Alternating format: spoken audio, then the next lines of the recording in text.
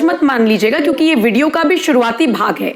इस वीडियो को लास्ट तक सुनिएगा, क्योंकि a little knowledge is a dangerous thing. पूरा वीडियो सुनिएगा। और मैं क्यों कह रही हूं कि ये जो कागज वाली करेंसी है, ये प्लास्टिक की करेंसी से रिप्लेस हो सकती है, आज हम इसी पर चर्चा करेंगे। भारत सरकार इस पर काम तो कर रही है, और बहुत सारे ऐसे देश हैं जहां पर प्लास्टिक करेंसी ही इस्तेमाल होती है। बेसिकली प्लास्टिक भी नहीं, वो एक अलग फॉर्मेट होता है।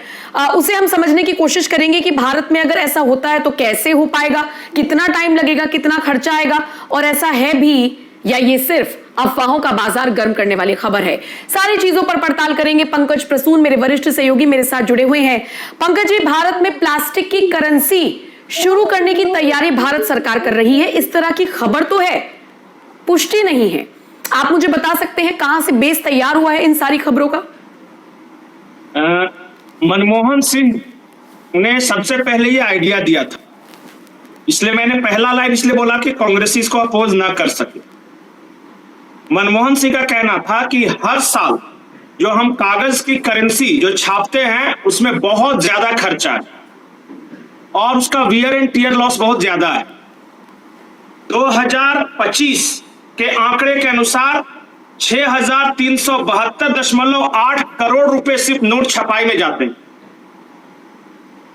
मतलब कि 6-7 हजार करोड़ रुपए हर साल के हम सिर्फ खर्चा है नोट छापने का, नोट का खर्चा नहीं, इतना सिर्फ छपाई का खर्चा है।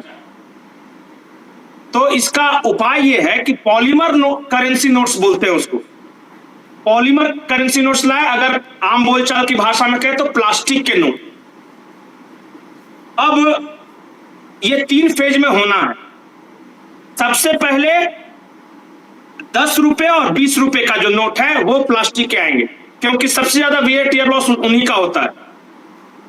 और लोग बोलेंगे कि सिक्का क्यों नहीं, तो जो सिक्का बनाते हैं उसका खर्च ज्यादा है उस करेंसी के वैल्यू से। जैसे कि 10 रुपए का मान लिया, एक सिक्का तैयार करने में 50 रुपए का खर्चा आ रहा है और आप उसका इस्तेमाल 10 रुपए के लिए कर रहे हैं। इस वजह से 10 रुपए 20 रुपए का सबसे पहले आने वाला है। एक पायलट प्रोजेक्ट की तरह जो लिखा हुआ है, आरबीआई का कहना है कि हम 2027 मई के बाद इसको लॉन्च करने की स्थिति में आ जाएंगे और इसी दौरान धीरे धीरे धीरे धीरे सारे नोट्स को रिप्लेस किए जाएंगे पॉलीमर नोट से। मतलब प्लास्टिक का नोट, वो जो कागज का आता है उसके जगह पे प्लास्टिक का रहेगा। मतलब ये अफवाह नहीं है, प्रोजेक्ट चल रहा है, आरबीआई का है सेम। मतलब एकदम ऑफिशियल न्यूज है। दूसरी बात यह है कि ज्यादातर जो कागज के नोट आते हैं वो हम जो कागज मंगाते हैं वो विदेशों से मंगाते हैं।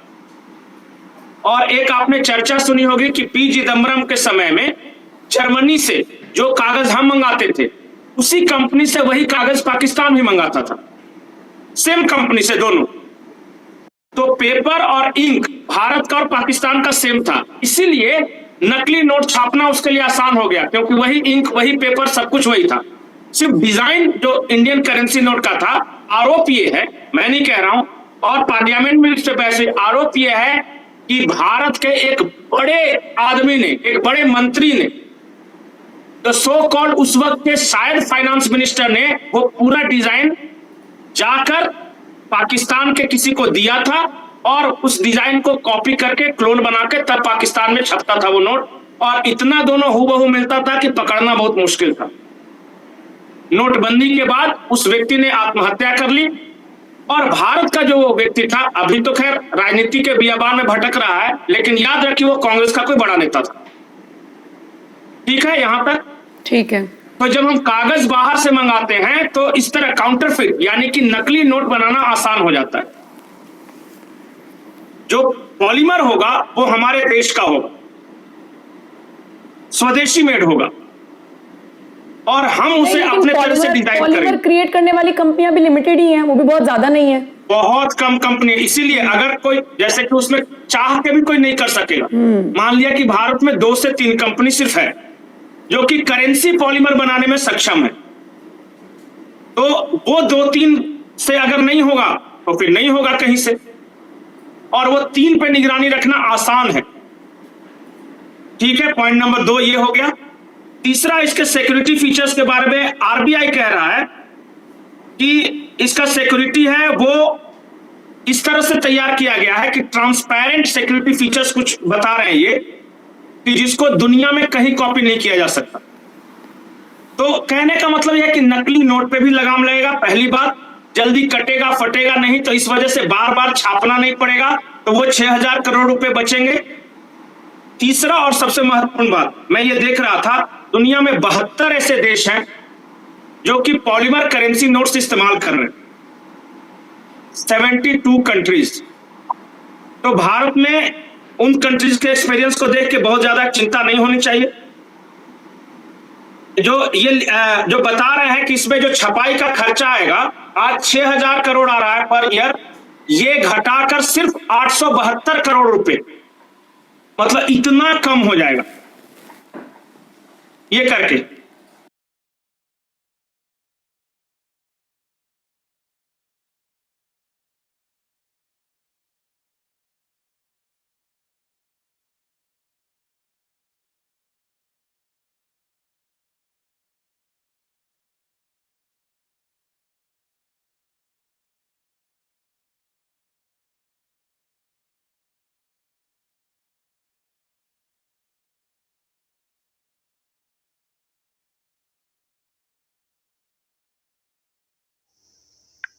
भारतीय रिजर्व बैंक आरबीआई कागज के नोटों की भारी छपाई लागत और नकली नोटों की समस्या से निपटने के लिए पॉलीमर प्लास्टिक नोटों को लाने की तैयारी कर रहा है।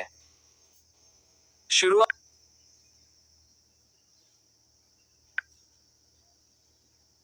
भारतीय रिजर्व बैंक आरबीआई कागज के नोटों की भारी छपाई लागत और नकली नोटों की समस्या से निपटने के लिए पॉलीमर प्लास्टिक नोटों को लाने की तैयारी कर रहा है।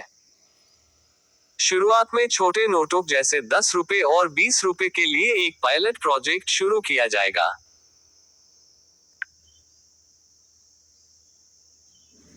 पॉलीमर नोटों के मुख्य लाभ: अधिक टिकाऊ। ये नोट पानी में भीगने या बार बार मोड़ने पर भी जल्दी फटते या खराब नहीं होते हैं।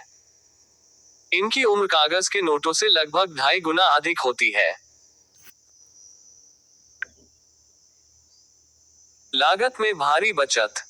कागज के नोट जल्दी खराब हो जाते हैं, जिन्हें नष्ट करने और नए छापने में हर साल हजारों करोड़ रुपए खर्च होते हैं। उदाहरण के लिए, नोटों की छपाई पर लगभग 6,372 करोड़ रुपए का खर्च आया था। पॉलीमर नोटों के चलन से इस खर्च में भारी कमी आएगी। ओ यूट्यूब जागरण बो। ये कदम दुनिया के लगभग 60 देशों की तर्ज पर उठाया जा रहा है, जहां पहले से ही प्लास्टिक के नोट सफलतापूर्वक उपयोग किए जा रहे हैं। इससे पहले 2012 में भी 10 रुपए के प्लास्टिक नोटों का ट्रायल किया गया था, लेकिन उस समय एटीएम मशीनों द्वारा इन्हें पहचानने में आने वाली तकनीकी दिक्कतों के कारण इसे रोक दिया गया था। अब उन्नत तकनीक के कारण इसे दोबारा शुरू करने की योजना पर गंभीर विचार किया जा रहा है। क्या आप ये जानना चाहते हैं कि दुनिया के किन किन देशों में प्लास्टिक के नोट पहले से ही इस्तेमाल हो रहे हैं? इन नए नोटों के आम जनता के बीच आने के बाद पुराने नोटों का क्या